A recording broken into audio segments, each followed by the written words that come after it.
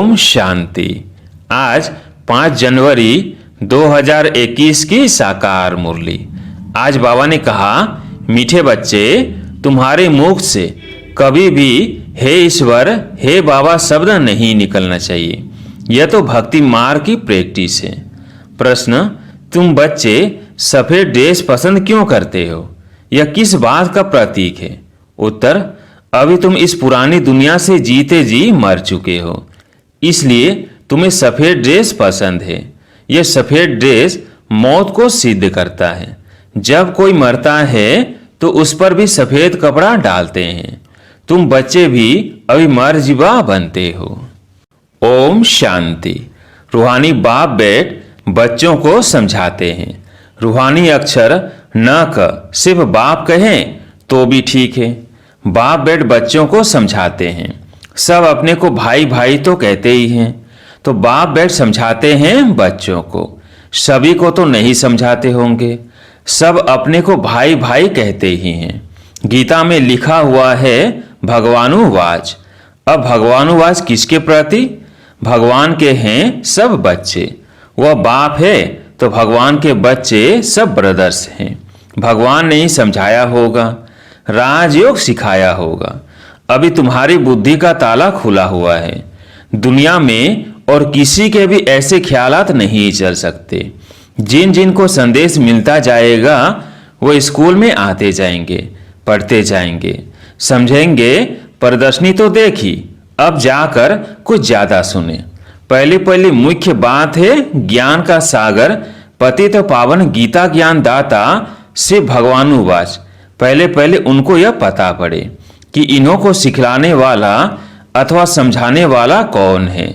वह supreme soul ज्ञान का सागर निराकार है।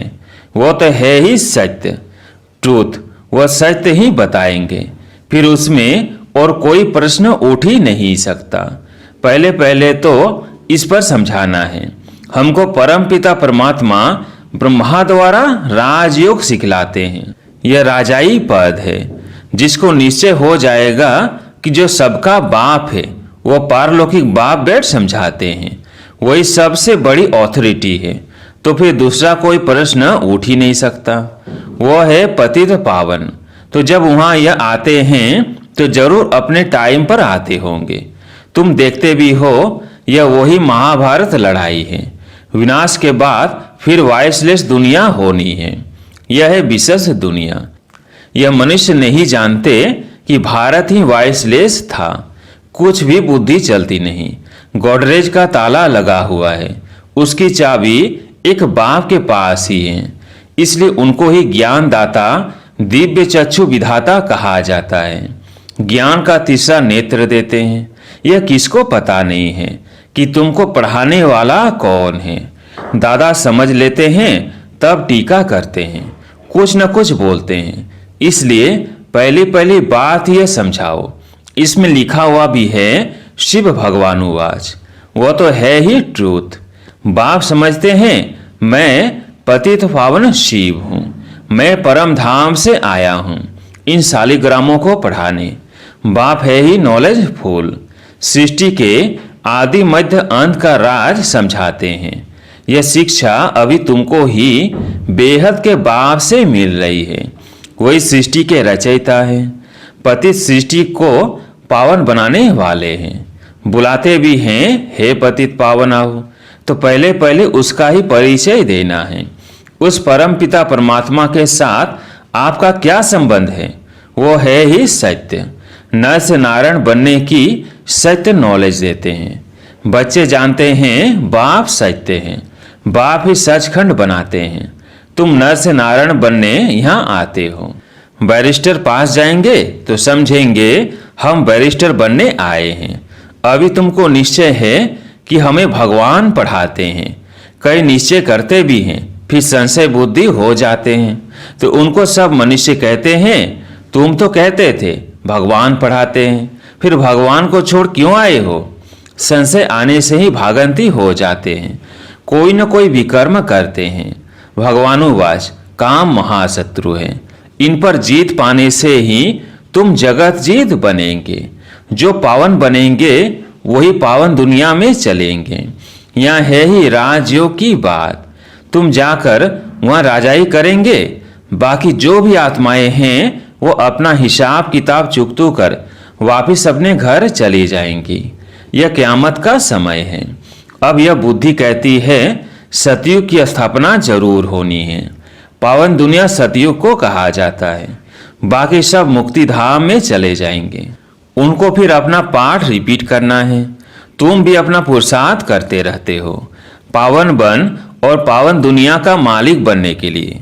मालिक तो सब अपने को समझेंगे ना, प्रजा भी मालिक है। अभी प्रजा भी कहती है ना हमारा भारत।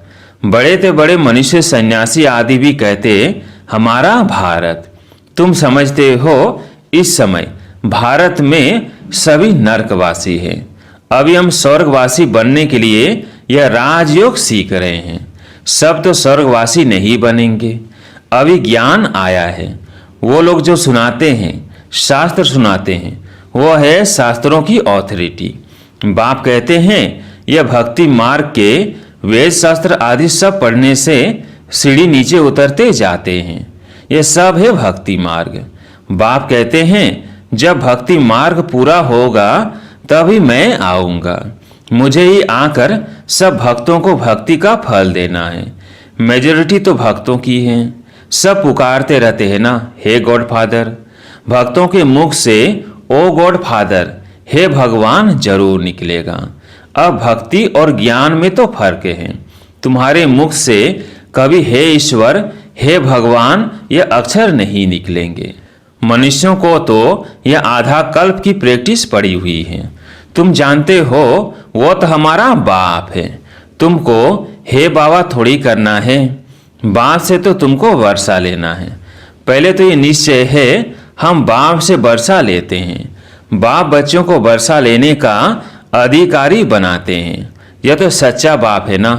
बाप जानते हैं ये हमारे बच्चे हैं जिन्हों को हम ज्ञान अमृत पिलाए, ज्ञान चिता पर बिठाए, घोर नींद से जगाए, स्वर्ग में ले जाता हूँ। बाप ने समझाया है आत्माएं वह शांति धाम और सुख धाम में रहती है।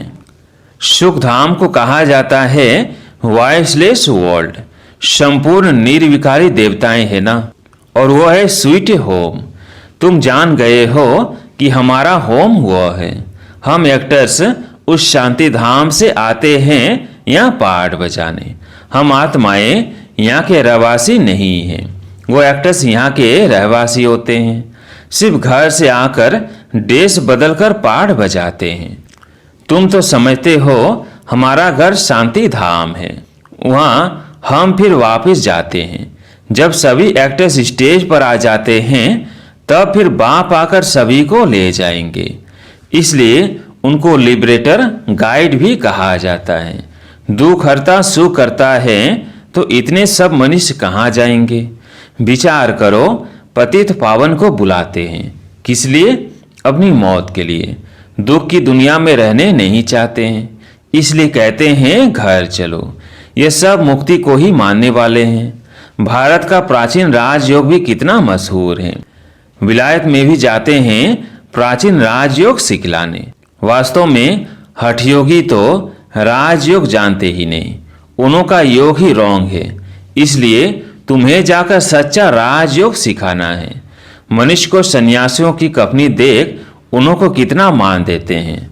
बौद्ध धर्म में भी सन्यासियों को कफनी पहनी हुई देख उनको मानते हैं। सन्यासी तो बाद में होते हैं। बौद्ध धर्म में भी शुरू में कोई सन्यासी नहीं होते हैं। जब पाप बढ़ता है बौद्ध धर्म में तब सन्यास धर्म स्थापन होता है। शुरू में तो वो आत्माएं ऊपर से आती है, उनकी संख्या आती है। शुरू में सन्यास सिखलाकर क्या करेंगे? सन्यास होता है बाद में। यह भी यहाँ से कॉपी करते हैं। क्रिश्चियन में भी बहुत हैं जो सन्यासियों का मान रखते हैं। कफनी की जो परवाइश है वो हठ योगियों की है। तुमको तो घरवास छोड़ना नहीं है, न कोई सफेद कपड़े का बंधन है, परंतु सफेद अच्छा है। तुम भट्ठी में रहे हो तो ड्रेस भी यह हो गई है। आजकल सफेद बहुत पसंद करते हैं। मनुष्य मरते हैं तो भी सफ़ेद चादर डालते हैं। तुम भी अभी मर्जीवा बने हो तो सफ़ेद ड्रेस अच्छी है। तो पहले कोई को भी बाप का परिचय देना है। 2 बाप है, यह बातें समझने में टाइम लेते हैं। प्रदर्शनी में इतना समझा नहीं सकेंगे।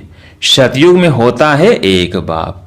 इस समय तुमको 3 बाप हैं, क्योंकि भगवान आते हैं प्रजापिता ब्रह्मा के तन में। वो भी तो बाप है सबका, लौकिक बाप भी है। अच्छा, अब तीनों बाप से ऊंच वर्षा किसका? निराकार बाप वर्षा कैसे दें? वो फिर देते हैं ब्रह्मा द्वारा। इस चित्र पर तुम बहुत अच्छी रीति समझा सकते हो। शिव बाबा निराकार है और यह है Prajapita Brahma Adidev great great grand father. बाप कहते हैं मुझ शिव को तुम ग्रेट ग्रेट ग्रैंड फादर नहीं कहेंगे, मैं सभी का बाप हूँ। यह है प्रजापिता ब्रह्मा। तुम हो गए सब बहन भाई, बल स्त्री पुरुष हैं परंतु बुद्धि से जानते हैं हम भाई बहन हैं। बाप से वर्षा लेते हैं। भाई बहन आपस में क्रिमिनल असॉल्ट कर न सके। अगर दोनों की आपस में बिकारी दृष्टि खींचती है तो फिर गिर पड़ते हैं, बाप को भूल जाते हैं। बाप कहते हैं तुम हमारा बच्चा बन फिर मुंह काला करते हो। बेहद का बाप बच्चों को बैठ समझाते हैं, तुमको यह नशा चढ़ा हुआ है।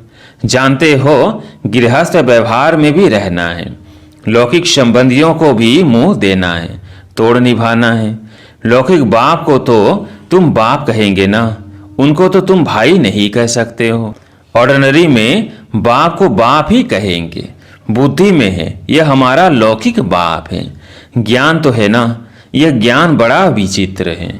आजकल करके नाम भी ले लेते हैं, परंतु कोई विजिटर आदि बाहर के आदमी के सामने भाई कह दो तो वह समझेंगे इनका माथा खराब हुआ है।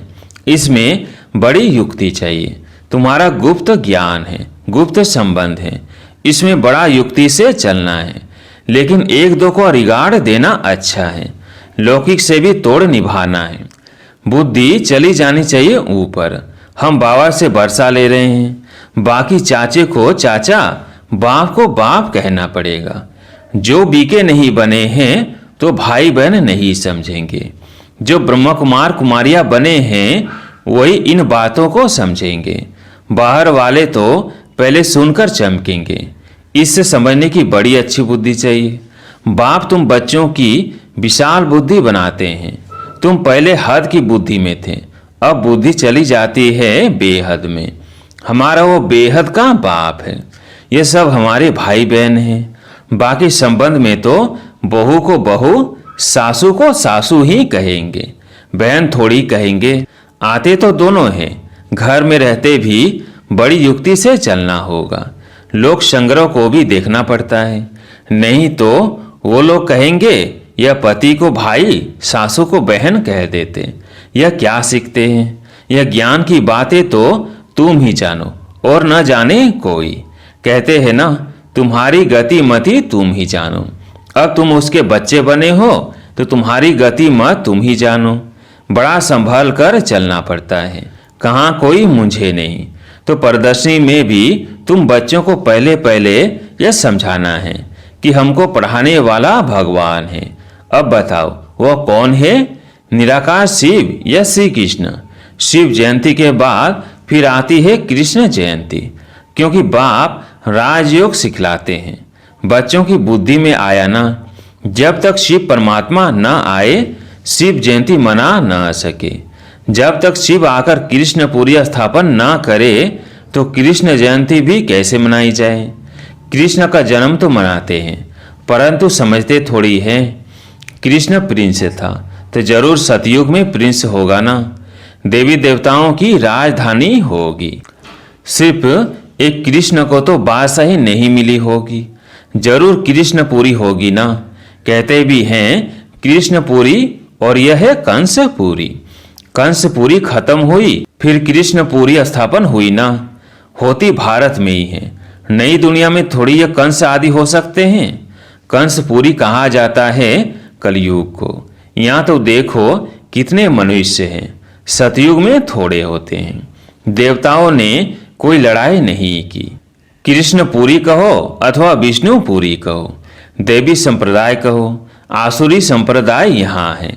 बाकी न देवताओं और असुरों की लड़ाई हुई, न कौरवों पांडवों की हुई है।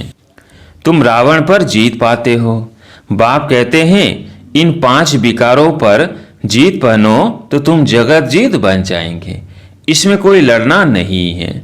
लड़ने का नाम ले तो हिंसा हो जाए। रावण पर जीत पानी है, परंतु नॉन वायलेंस से। सिर्फ बाप को याद करने से हमारे विकर्म विनाश होते हैं। लड़ाई आदि की कोई बात नहीं। बाप कहते हैं तुम तमो प्रधान बन गए हो, अब फिर तुमको सतो प्रधान बनना है। भारत का प्राचीन राजयोग मशहूर है। बाप कहते हैं मेरे साथ बुद्धि का योग लगाओ तो तुम्हारे पाप भस्म होंगे।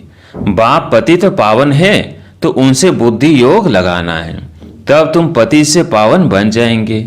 अब प्रैक्टिकल में तुम उनके साथ योग लगा रहे हो। इसमें लड़ाई की कोई बात नहीं है। जो अच्छी रीति पढ़ेंगे और बाप के साथ योग लगाएंगे वही बाप से वर्षा पाएंगे। अच्छा, मीठे मीठे सिकिलधे बच्चों प्रति माता पिता बाप दादा का याद प्यार और गुड मॉर्निंग। रूहानी बाप की रूहानी बच्चों को नमस्ते। हम रूहानी बच्चों की रूहानी बाप दादा को याद प्यार गुड मॉर्निंग नमस्ते नमस्ते। धारणा के लिए मुख्य सार। पहला पॉइंट, भाई भाई की दृष्टि का अभ्यास करते हुए लौकिक बंधनों से तोड़ निभाना है। बड़ी युक्ति से चलना है। विकारी दृष्टि बिल्कुल नहीं जानी चाहिए। क़यामत के समय संपूर्ण पावन बनना है। दूसरा पॉइंट, बाप से पूरा वर्षा लेने के लिए अच्छी रीति पढ़ाई करनी है और पतित पावन बाप से योग लगाकर पावन बनना है। आज प्यारी मीठे बाबा का वरदान, कमजोरियों को फुल स्टॉप देकर अपने संपन्न स्वरूप को प्रख्यात करने वाले साक्षात्कार मूर्त भव। कमजोरियों को फुल स्टॉप देकर अपने संपन्न स्वरूप को प्रख्यात करने वाले साक्षात्कार मूर्त भव। विश्व आपके कल्प पहले वाले संपन्न स्वरूप पूज्य स्वरूप का सिमरण कर रही है। इसलिए अब अपने संपन्न स्वरूप को प्रैक्टिकल में प्रख्यात करो। बीती हुई कमजोरियों को फुल स्टॉप लगाओ। दृढ़ संकल्प द्वारा पुराने संस्कार स्वभाव को समाप्त करो। दूसरों की कमजोरी की नकल मत करो। अवगुण धारण करने वाली बुद्धि का नाश करो। दिव्य गुण धारण करने वाली शतो प्रधान बुद्धि धारण करो, तब साक्षात्कार मूर्त बनेंगे। स्लोगन, अपने अनादि और आदि गुणों को स्मृति में रख उन्हें स्वरूप में लाओ। अपने अनादि और आदि गुणों को स्मृति में रख उन्हें स्वरूप में लाओ। अच्छा, ओम शांति।